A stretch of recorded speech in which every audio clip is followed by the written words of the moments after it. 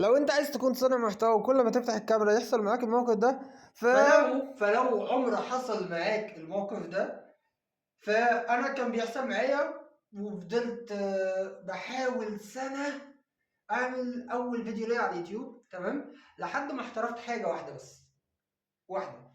انت مهتم بصناعة المحتوى او عندك برزنتيشن او عندك آه، مهمة معينة لازم تتكلم فيها قدام الناس، فانا انسب واحد اكلمك عن الموضوع ده. ليه؟ لان انا اكتر واحد ما بعرفش اتكلم قدام الناس، وانا لسه بادي برضو اعرف اتكلم قدام الكاميرا، فانا اقرب واحد ليك هيبقى عارف ايه المشكلة بالظبط.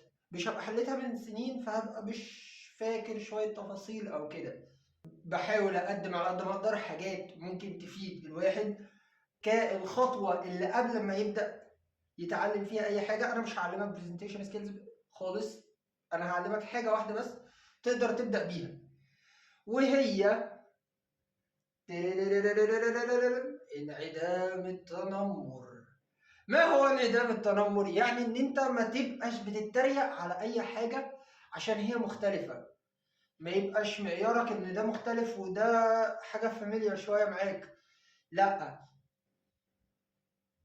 هنا انت اول ما هتبدأ تعمل حاجة مختلفة شوية بالنسبة لك هتبقى فاكر ان كل الناس ايه ده بيعمل حاجة مختلفة، فعايزين نغير شوية مفهومك عن ايه الحاجة اللي المفروض تتكسف منها. تمام؟ دقيقة واحدة معايا. فانا كنت واحد بتريق على كل البشر، الله اعلم انت بتتريق ولا لا، بس انا كنت بتريق كتير جدا على اي حاجة معدية قصادي. لكن حصل مرة واضطريت إن أنا أعمل برزنتيشن في الجامعة عندي، فأول ما كنت سكت مرة واحدة كده مش عارف أقول إيه. فحصل كده حاجة غريبة، لقيت كله بيضحك.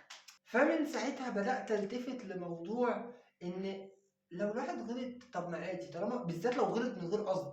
أنت مش يعني ممكن ما تتخيلش قد إيه الحاجة دي ممكن تفرق جدا مع الواحد ان هو يبدا يعرف يصور او يعرف يعمل برزنتيشن. مش مهم، هنا مش بتكلم على السكيلز خالص، السكيلز اتعلمها مع نفسك ماليش دعوه.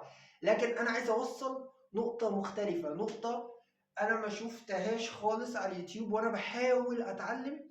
قعدت سنه تمام بحاول اتعلم ازاي اتكلم قدام الكاميرا، وكل ده كل السكيلز اللي انا اتعلمتها ما كانش ليها اي لازمه خالص. تمام، من غير النقطه دي. اول ما النقطه دي اتحولت بدات انزل فيديوهات. انا منزل فيديوهات قبل دول وبرضه يعتبر الفيديو ده كوارث. برضه انا طريقه عرضي لسه ناقصه منها حاجات كتير، مع ذلك بنزل الفيديو. دي بوينت حلوه قوي. فعشان انت برضو تعمل كده لازم تبدا تغير الاول المايند سيت بتاعتك، بتاعت ايه ده هو ليه عامل كده. يعني انا دلوقتي نزلت فيديوهين تمام، وممكن ابدا الاقي تعليقات وحشه. تمام، انا مش خايف من ده، بالعكس هتقبله جدا. تمام، عارف ممكن ازعل او كده، متصارح مع نفسي انا ممكن ازعل، بس في نفس الوقت انا ما اخافش.